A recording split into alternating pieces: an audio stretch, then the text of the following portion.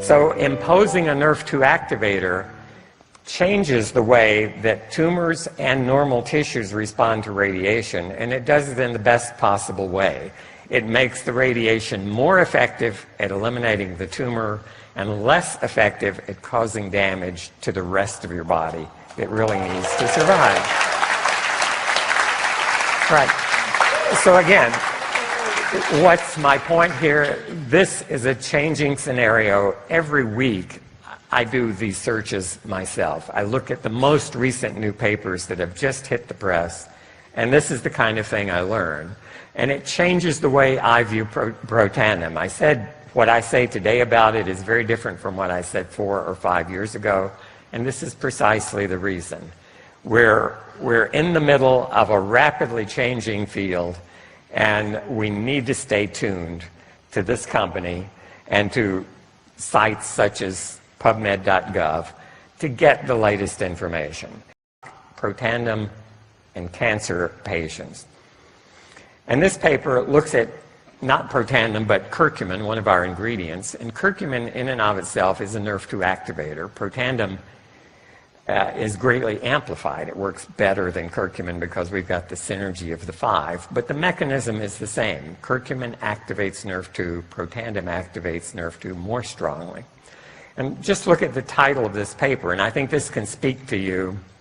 It's a little obtuse maybe, but you can look at that title and figure it out. Curcumin, the golden spice from Indian saffron, the researcher here is Dr. Agarwal from India, and he has a particular affinity, I think, for Ayurvedic medicine, for traditional medicine from India. He's at Baylor Medical Center in Houston, Texas, well known in the field of Nrf2 activators. So curcumin is a chemosensitizer and radiosensitizer for tumors. What does that mean? Tumors are treated with chemotherapy and with radiation. The reason for treating tumors with those two treatments, and they both increase oxidative stress substantially, is that unlike most other therapies that you get from the doctor that tend to make your cells work better, these two are designed to kill cells, because your body, if you have cancer, contains cells that are rogue cells. They're out of control. They're multiplying, trying to overtake your body. And a concern has been, because chemotherapy and radiotherapy both increase oxidative stress in an attempt to kill cancer cells, there's been a controversy for a number of years. Is antioxidant therapy a good idea here? Because you may actually protect the cells that you want to kill. You're using a therapy to put focused oxidative stress on these cells with the idea of pushing them over the edge, killing them. And therefore, I have recommended to everyone who's asked me for the last 5 years, should I take Protandim if I've got a cancer diagnosis, I'm about to undergo chemotherapy or radiation therapy? And my conservative response has been, because this is controversial, some scientists argue, don't do it because you may protect the cancer. Others have said, do it because you may protect the other tissues more than you protect the cancer. We didn't really have a definitive answer. This paper says activating Nrf2 actually sensitizes the tumors to radiation and to chemo. So it's going to have a bigger effect. Okay? And the other part of that title is just as important. Nrf2 activators are chemoprotectors and radioprotectors for normal organs. So imposing a Nrf2 activator changes the way that tumors and normal tissues respond to radiation, and it does it in the best possible way. It makes the radiation more effective at eliminating the tumor and less effective at causing damage to the rest of your body that really needs to survive. Right. So again, what's my point here? This is a changing scenario. Every week I do these searches myself. I look at the most recent new papers that have just hit the press, And this is the kind of thing I learn. And it changes the way I view Protandim. I said what I say today about it is very different from what I said 4 or 5 years ago. And this is precisely the reason. We're in the middle of a rapidly changing field, and we need to stay tuned to this company and to sites such as PubMed.gov to get the latest information. Protandim is a Nrf2 activator, and I realize that doesn't say anything to you guys if you're not a biochemist or have a PhD in some biomedical science. But I'm going to tell you very briefly what a Nrf2 activator is and what it does. It can be viewed as a biochemical wake-up call. Literally, these substances are messengers. And the way Protandim acts, and many of you have seen this before, but this is the single summary slide of what Protandim does when it approaches a human cell. And so in the upper right there, you see something labeled Protandim. You've just taken a Protandim. It's found its way into your bloodstream. It's reaching every cell in your body.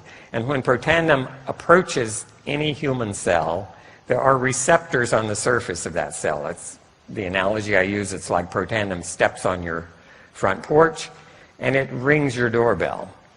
What happens inside that cell is there's a change occurring, just like when your chime goes off or your doorbell rings. Pushing the button outside has caused a change inside. In this case, an enzyme has been activated. An enzyme is a machine that does something chemically within the cell. In this case, it's a kinase. You don't have to remember that.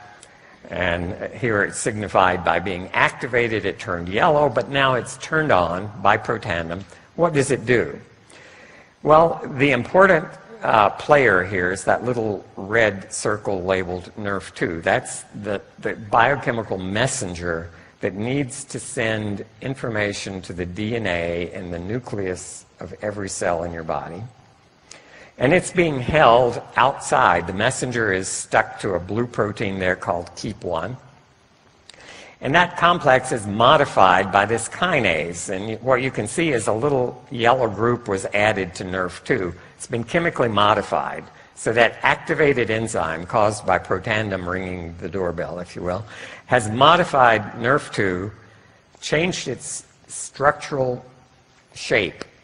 It looks different to the blue protein that's holding it. And as a result, the blue protein lets go of the Nrf2. The blue protein, by the way, is stuck to the skeleton of the cell, so it's outside the nucleus. And that's where it's been holding Nrf2.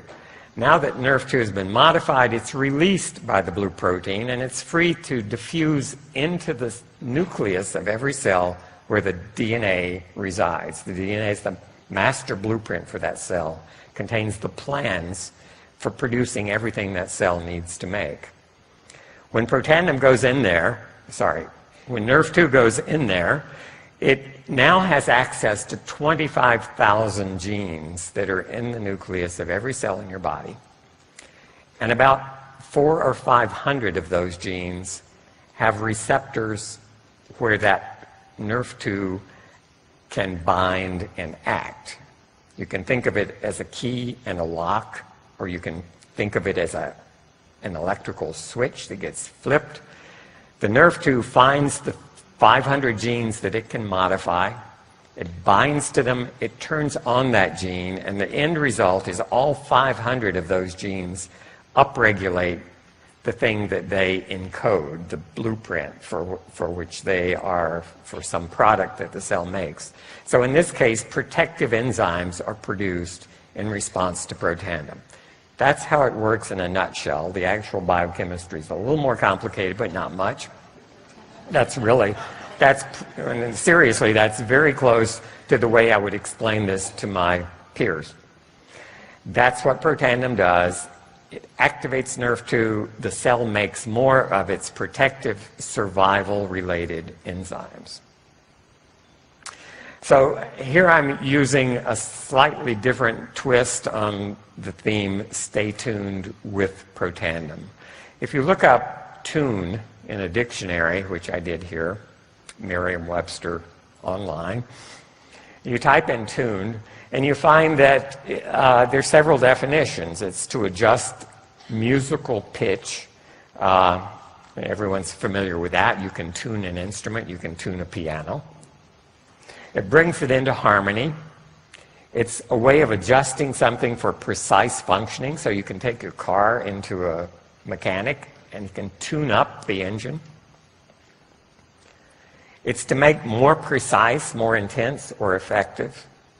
And here at definition 1, the example given there is tuned her guitar. Okay, so you can tune something to the right frequency, the right pitch. And if you look this definition up a few years from now, I'm hoping at the bottom there may be an addition. As, for example, Grandma tuned her genome with protandem.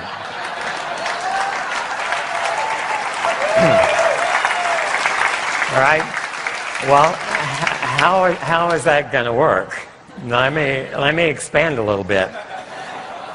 A piano keyboard has 88 notes on it, and each note, you probably don't think about this even if you play a piano, but each note has an assigned frequency. You hit that note, you hear a tone that is a very precise frequency. Those are the actual frequencies for all 88 of those. They are defined. And if that key is not on that particular frequency, we would say that piano is out of tune, right?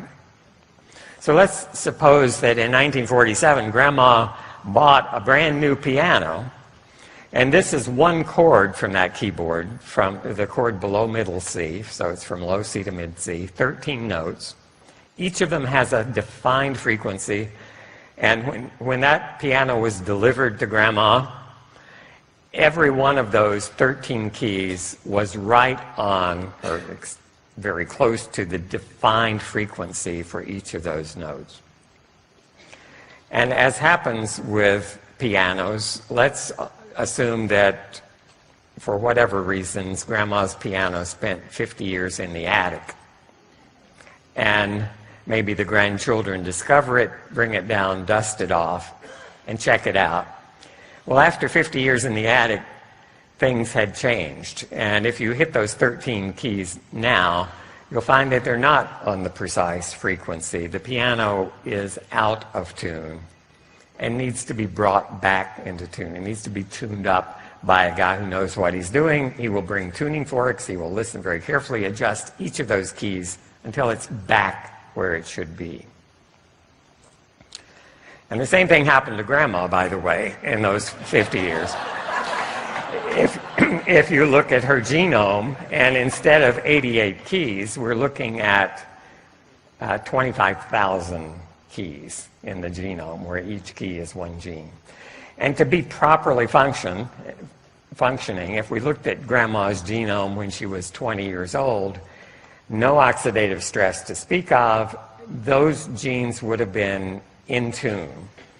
These are the 400 genes, and this is real data from my laboratory, from human cells, 400 genes that respond most to protandem being added to the culture medium. And the height of, there are 400 little bars here, and you can't see them individually, but the height of each one tells you how frequently that gene is being expressed, how often that blueprint is being called out of the nucleus of that cell and functionally translated into the product for which that blueprint encodes. This is the way those 400 genes are expressed when oxidative stress is low. So we could call this a properly tuned genome. Because you can't see the individual genes when there are that many, I've taken a little area in the center part of this randomly in that red box, which is about 63 genes, and we're going to look at that a little more closely. They're now spread out. You can see them individually. The name of each gene is on the bottom of the axis, and they don't mean much to you, and some of them don't mean much to me. Some of them, in fact, are of unknown function. We know the gene is there. We know its sequence. We don't fully understand what that gene does. But in other cases, we know exactly what it does, what disease it may be involved in. So this is, I think, 63 genes chosen just to be in the middle of that range. And this is how they're expressed when oxidative stress is low, specifically when protandem is in the medium. If we grow, and this is in a human cell line, if we grow these same cells without protandem under conditions that have oxidative stress, what do you think it looks like? It looks like that. Okay? So that's equivalent to grandma's piano after 50 years in the attic. And the difference between that and this is protandem. All right? It's a dramatic illustration.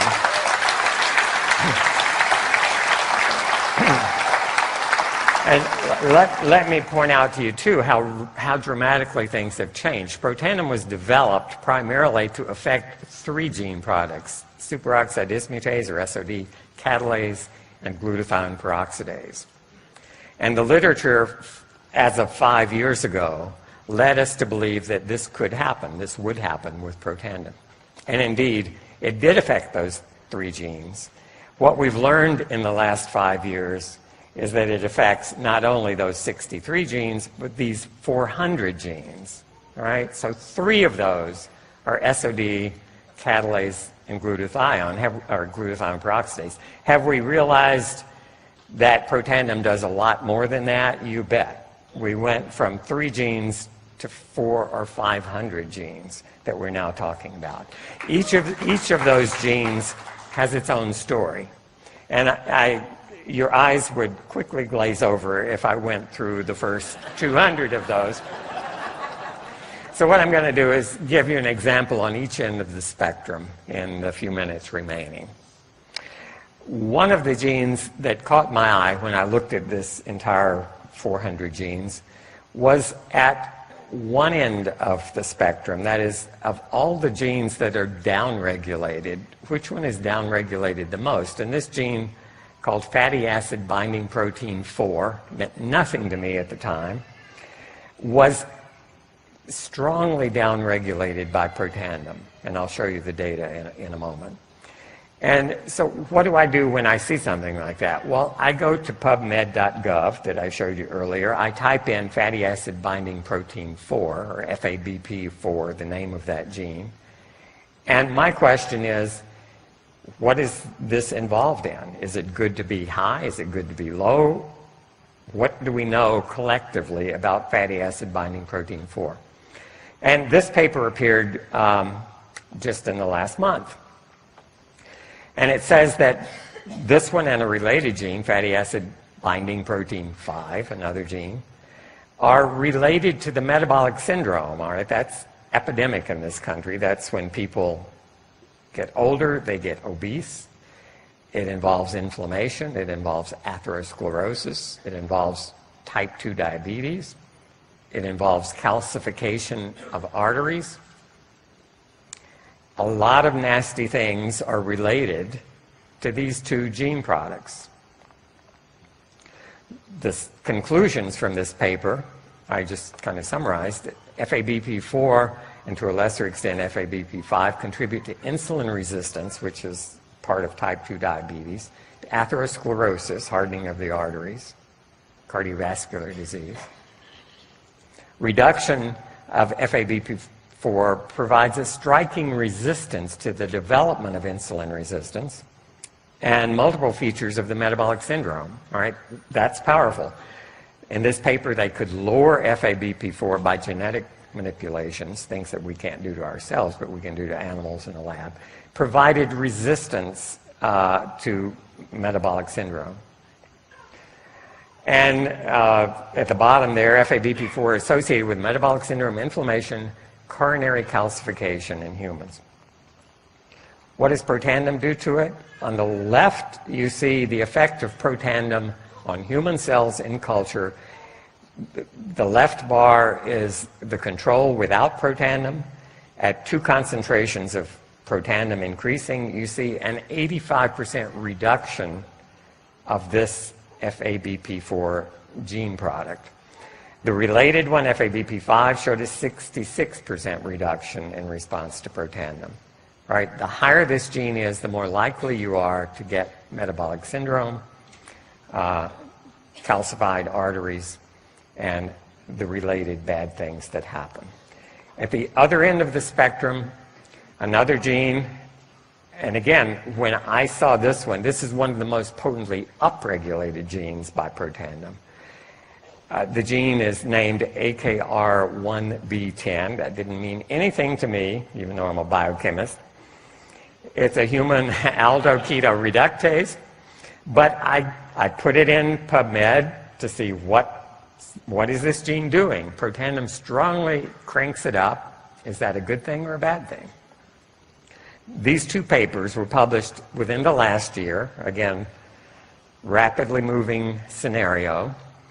And look at this title. This gene, AKR1B10, promotes cell survival, sounds good, by regulating lipid synthesis and eliminating carbonyls. Well, you may not know what carbonyls are, but carbonyls are related to T-bars, which you have heard before, lipid peroxidation products.